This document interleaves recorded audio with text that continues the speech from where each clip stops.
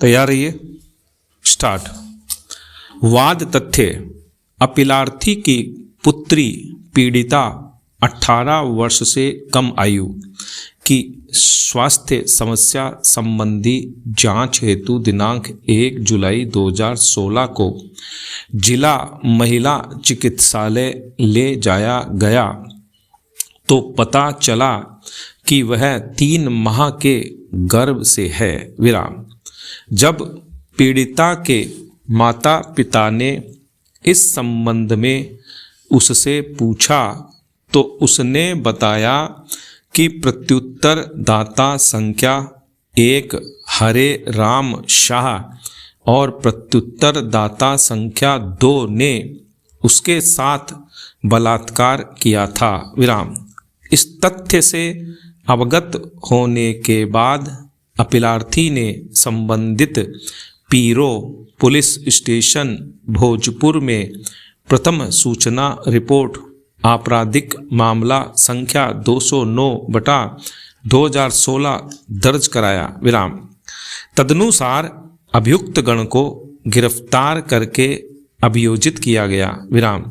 अतिरिक्त जिला एवं सत्र न्यायाधीश पोक्सो भोजपुर ने दोनों अभियुक्तों को भारतीय दंड संहिता की धारा 376(2) और लैंगिक अपराधों से बालकों का संरक्षण पोक्सो अधिनियम 2012 की धारा 4 और 6 के अंतर्गत अपराधों के लिए दोषी पाया। विराम। तदनुसार दोनों अभियुक्तों को भारतीय दंड संहिता की धारा 376 के अंतर्गत आजीवन कारावास व चूक दंड के साथ 50,000 रुपये जुर्माना तथा पोक्सो एक्ट की धारा 6 के अंतर्गत कठोर आजीवन कारावास व चूक दंड के साथ 25,000 रुपये के जुर्माने के दंड से दंडित किया और पोक्सो एक्ट की धारा 4 के अंतर्गत 7 वर्ष के कठोर कारावास और चूक दंड के साथ 10,000 रुपये के जुर्माने के दंड से दंडित किया तथा सभी दंड साथ साथ चलने का निर्देश दिया। विराम। प्रत्युत्तर दाता गण की अपील पर पटना उच्च न्यायालय ने आक्षेपित निर्णय के द्वारा अभियुक्त संख्या 1 और 2 को दोष मुक्त कर दिया। विराम। उच्च न्यायालय ने निम्नलिखित कारणों से विचारण न्यायालय के निर्णय को उलट दिया। विराम। पैरा। कथित घटना की तिथि और समय साबित नहीं था। पीड़िता की आयु का सही निर्धारण नहीं किया गया। पीड़िता के गर्भपात का कोई सबूत अभिलेख पर नहीं लाया गया। आरोप ठीक से विरचित नहीं किया गया। पैरा। मामला दंड प्रक्रिया संहिता की धारा 223 के अंतर्गत नहीं आता है। फिर भी विचारण न्यायालय ने प्रत्युत्तर दाता संख्या 1 और 2 का संयुक्त विचारण किया। इसलिए विचारण विधि में बुरा था क्योंकि इससे अभियुक्त गण को हानि कारित हुई और न्याय का हनन हुआ। विराम। पैरा। अतः परिवादी ने उच्च न्यायालय के निर्णय के विरुद्ध यह SLP अपील प्रस्तुत की। विराम।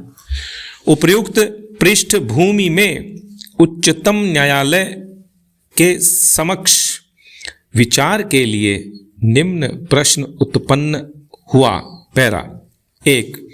क्या प्रत्युत्तर दाता संख्या 1 और 2 को यह अभिनिश्चित करते हुए दोष मुक्त करने में उच्च न्यायालय ने गंभीर त्रुटि कारित की है कि अभियोजन अपने साक्षिक भार से मुक्त होने में विफल रहा, क्योंकि अभियोजन के द्वारा प्रस्तुत साक्ष्य असंगतता और विरोधाभास से पूर्ण हैं। विराम। पैरा 2। क्या उच्च न्यायालय ने इस निष्कर्ष पर पहुंचने में त्रुटि कारित की है कि विचारण दंड प्रक्रिया संहिता की धारा 223 के उल्लंघन में किया गया और उसका सम्मान अनुपालन न किए जाने के कारण प्रत्युत्तर दाता संख्या 1 और 2 को हानि कारित हुई, जिससे न्याय का हनन हुआ। पैरा निर्णय 1। यह पता चलने पर कि पीड़िता PW2 गर्भवती है, पीड़िता ने स्वयं बयान दिया कि घटना वर्ष 2016 में होली के उत्सव के कुछ दिन बाद घटित हुई थी, जब उसके माता पिता घर पर नहीं थे।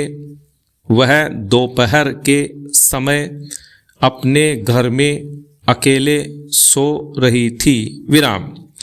उसी समय प्रत्युत्तर दाता संख्या 2 मनीष तिवारी उसके घर में घुसा और उसके साथ बलात्संग किया और जाने से पहले उसने धमकी दिया कि यदि वह किसी से बताएगी तो वह उसे जान से मार देगा। विराम। घटना के 2-3 घंटे बाद वह शिवाला की ओर अपने भाई हिमांशु को खोजने गई थी। विराम। रास्ते में उसने प्रत्युत्तर दाता संख्या 1 हरे राम शाह से अपने भाई के बारे में पूछा। विराम। इस पर उसने एक कोचिंग सेंटर के कमरे की ओर इशारा करते हुए कहा कि उसका भाई उधर गया। विराम। जब पीड़िता कमरे में गई तो वहाँ कोई नहीं था। विराम। इसी बीच हरे राम शाह पीछे से आकर उसे पकड़ लिया और उसके साथ बलात्संग किया। विराम। उसने भी धमकी दिया कि यदि पीड़िता ने घटना के बारे में किसी को बताया तो वह उसे मार डालेगा। विराम। पीड़िता ने बयान में आगे कहा कि धमकी के कारण उसने घटना के बारे में किसी को नहीं बताया। विराम। बात यहीं समाप्त नहीं हुई। विराम। पीड़िता के कथन के अनुसार इस घटना के बाद भी 2-3 महीने तक प्रत्युत्तर दाता संख्या 1 और 2 ने उसके साथ अनेक बार बलात्संग किया और इसके बाद उसकी तबीयत खराब हो गई। विराम।